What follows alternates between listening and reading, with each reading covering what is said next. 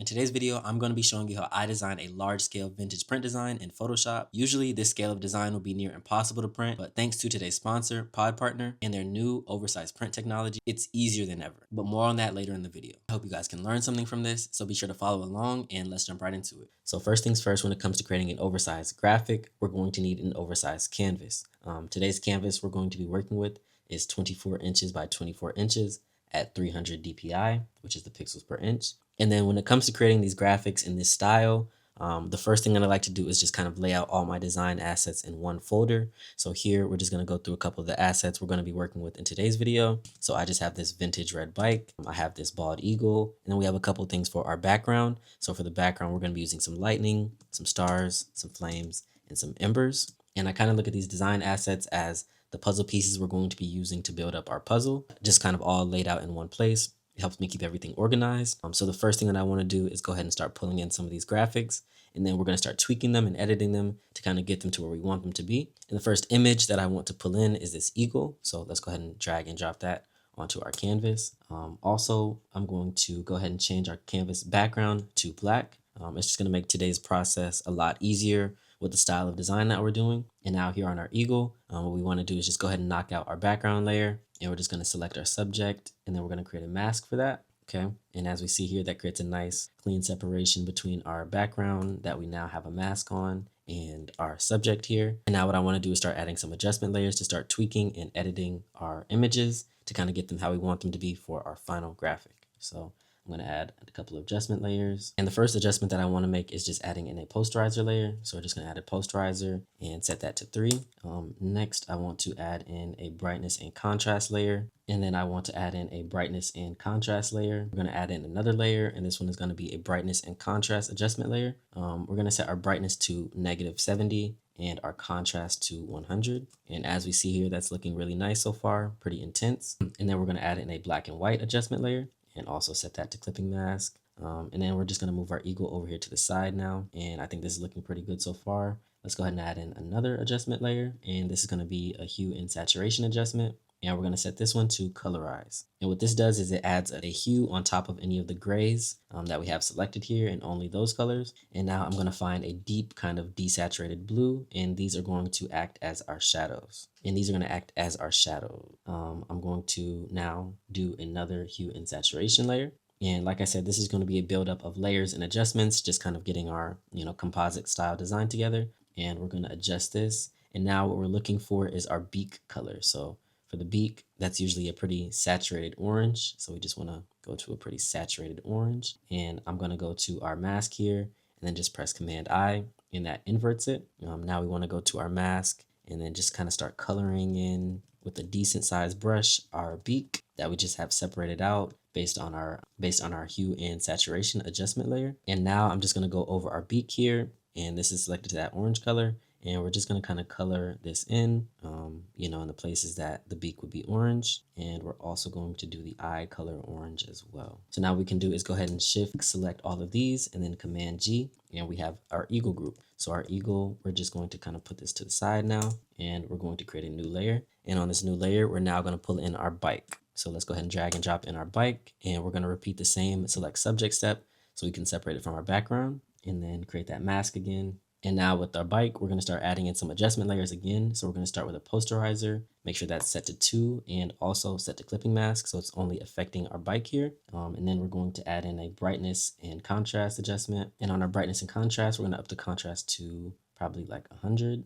And we're going to decrease our brightness to probably about -20. And I think that looks pretty nice. It still leaves that little pop of color, which looks cool. And now we're going to start kind of adjusting everything to size. So let's go ahead and drop this eagle down a little bit. Place that right about there. Okay. And then we're going to add in a hue and saturation layer. And we're just going to decrease the saturation a little bit on this so it matches up with our bird graphic here. The bird is a little bit desaturated, so we're just going to desaturate that red a little bit from that to about there. Make sure all of our things stay on. And now we're going to group up our bike layer the same way we did our eagle. So now we have our bike and we have our eagle. What I want to do is add another layer, and we're going to color select one of the darker bluish purples from this bird here. and we're going to pull this layer below our bike and our eagle. So now on our new layer, I'm going to go to our brush preset picker, and I'm going to find a soft round brush just from the general brushes. And here there's going to be a little like grid. And basically what this does is it shows the brush angle. And basically what this does is it shows the brush angle and roundness. So we're going to pull this down to create like a very skinny oval, something like that. And we're going to lower this hardness probably to about 15. And then I'm just going to click one time. And as we see, this creates like a faded, hazy kind of oval shape. And I'm going to make my oval just a little bit skinnier and make sure this is selected to a good size. Right now it's just at 5,000. And we're going to click down one time, and we're going to drag this, below our bike layer. And now I'm just going to kind of drag this up a little bit and adjust this to size. And this is going to kind of act as our grounding for our bike, so it's not just kind of floating out in space. And then also what we can do is just duplicate this, and then it kind of punches that up. So from one to 2, it looks kind of like that, just so it looks a little bit more full. And now let's Command E and merge that together, and we're going to call this our ground. And now what we want to, so now that we have our ground, what we want to do is make this look a little bit more realistic. So we're gonna add another layer,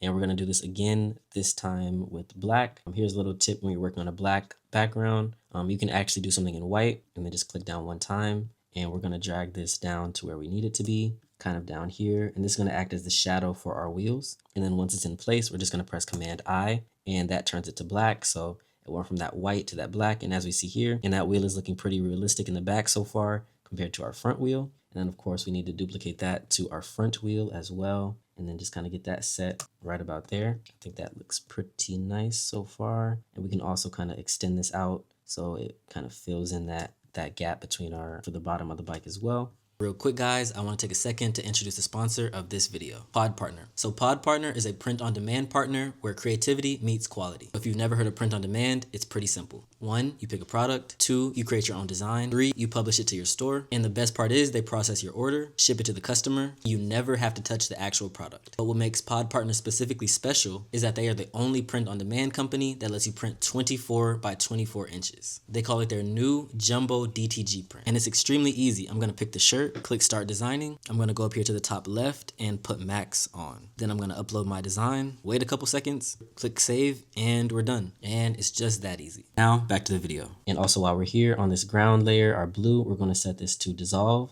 And what that does is it creates like a little stipple effect. And that's just kind of like the asphalt for our ground, just to really emphasize that texture. And now we're going to group up all of these layers, and we can just call this our ground layer. Cool. Now we're going to get to some text. So for the text, I'm just going to type out Quattro, and I'm using Times New Roman, very simple, very basic font, but we're going to add some effects to it to really punch it up and make it look a little bit cooler with our design here. And for this, and for the Quattro here, I'm going to make sure this color is selected to this orange from the beak. And then I'm going to Command T and then just transform this to make this a lot taller. I'm also going to make sure this is set to Times New Roman bold. That's what we're going to be working with today. And then I'm going to move this over here, and I'm going to put this behind our eagle. So it's going to kind of sit right about there. So now after we have our Quattro typed out, we're going to add some effects to it. And the first effect we want to do is add a stroke. We're going to set this stroke to about 25.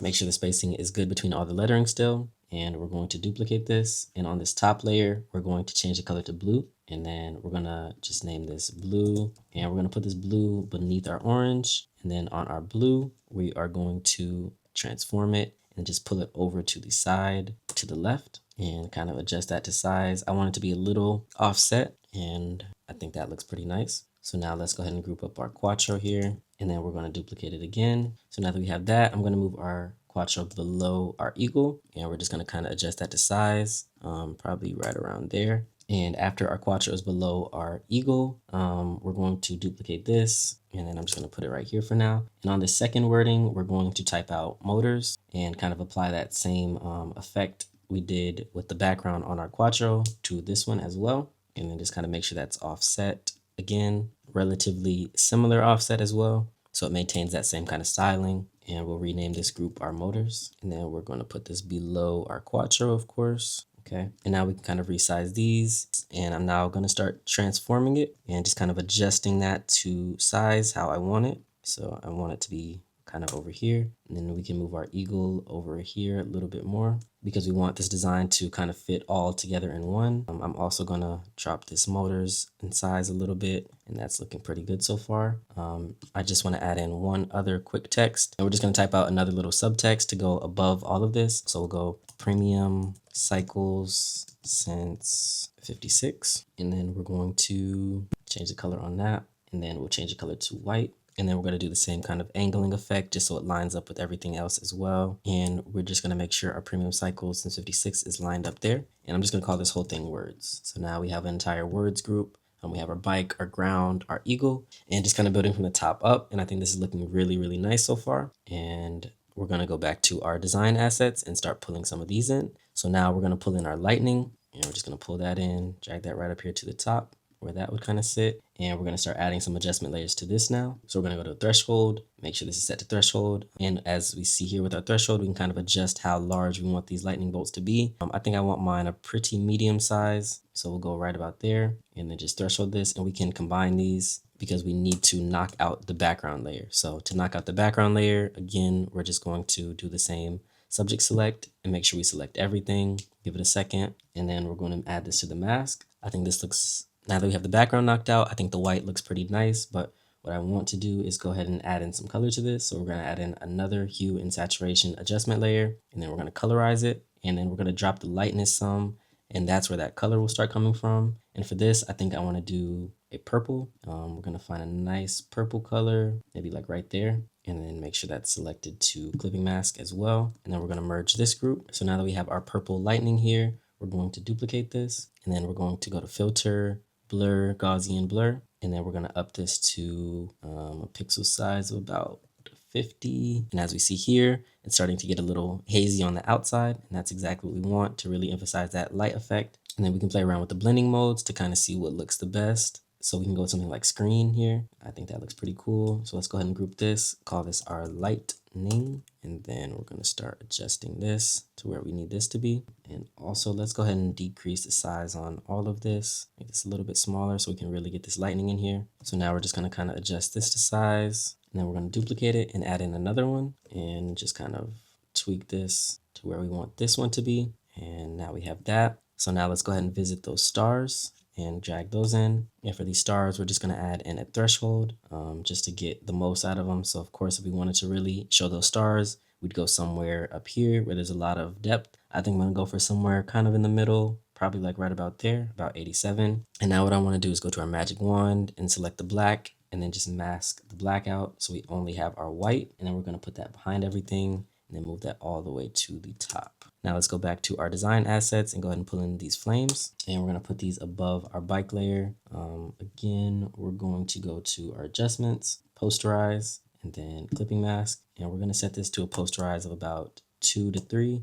For this, let's go with 3. We're going to merge this group, and then we're going to select the subject just to knock out any of the background so we can just get this fire on our bike here. And now we're going to adjust this to our bike kind of. So now we're just going to kind of warp this and adjust this to our bike to make sure that it kind of gives that effect that flames are coming off of it. And we have our mask here. So on our mask, we're just going to go to another soft round brush. And this is where we're just going to kind of tweak and adjust the flames to make sure it looks as realistic as possible, as if it's coming off of this bike here. So I'm going to erase some of this bottom here and a little bit of this in the back from our flame design here. And then we're going to duplicate it and again add another Gaussian blur to it that kind of fuzzies and hazes it up. And then we're going to go to our adjustment layers again and kind of find whichever one suits us best for this design. I think I'm going to go with screen again and then just lower the opacity some. And now we're going to add in one more layer, and then we're going to find like a nice kind of peach orange color. And we have a big round brush selected. I'm just going to do a couple large circles all the way kind of across our flames here. And then we're going to set this to color dodge. That starts adding in that flame kind of.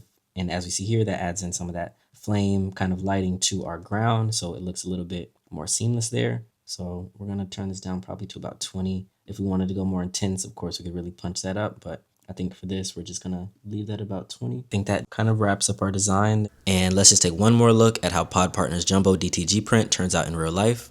Thank you again to PODPartner, and if you guys are interested in oversized print for your own garments and designs, be sure to check them out via the link in the description. And yeah, if you liked the video, be sure to leave a like, comment, and subscribe. The supply pack and other products of mine are available now on my website at quattrosupply.com. So if you're interested, definitely be sure to check those out. There's also a lot we didn't get to go over today, which is fine. Just be sure to leave a comment below of what you want to see more of, and I got you with that. And yeah, I'll see you on the next one. Peace.